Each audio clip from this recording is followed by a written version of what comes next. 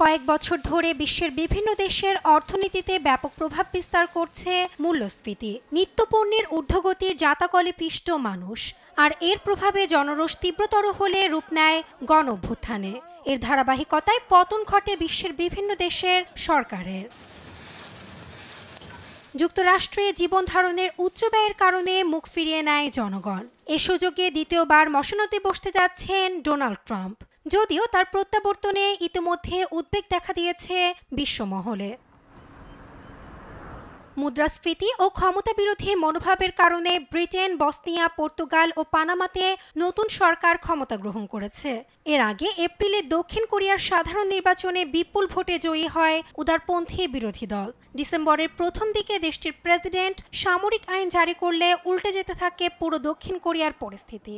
অন্যদিকে নির্বাচন নাড়া দিয়েছে ফ্রান্স, জার্মানি, জাপান ও ভারতকেও।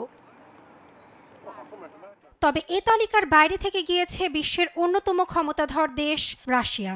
এবছর ৮৮% ভোট পেয়ে পুনরায় মসনদে বসেন প্রেসিডেন্ট ভ্লাদিমির পুতিন, যা সোভিয়েত পরবর্তী রাশিয়ায় রেকর্ড।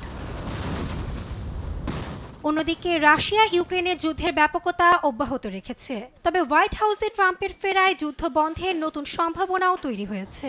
ট্রাম্প তার নির্বাচনী প্রচারণায় বারবার এ যুদ্ধ বন্ধ করার কথা বলেছেন, যেটি তাকে জেতাতে গুরুত্বপূর্ণ ভূমিকা রেখেছিল বলে মনে করছেন বিশ্লেষকরা। এবছর লেবানন যুদ্ধ থামলেও অব্যাহত আছে গাজায় আইডিএফের আগ্রাসন। সিরিয়ায় বাশার সরকারের পতনের পর ক্ষমতায় বসেছে বিদ্রোহী গোষ্ঠী হায়াত তাহরির আল শাম। অন্যদিকে প্রযুক্তি খাতে এবছর দাপিয়ে বেরিয়েছে বিশ্বের বিভিন্ন বড় টেক জায়ান্ট উদ্যোক্তারা, যাদের অন্যতম ইলন মাস্ক। যুদ্ধ, ভূরাজনীতি, নির্বাচন সবকিছু মিলিয়ে একটি ঘটনাবহুল বছর পার করেছে বিশ্ববাসী। নাসরিন আক্তার, নিউজ ডেস্ক, দেশ টিভি।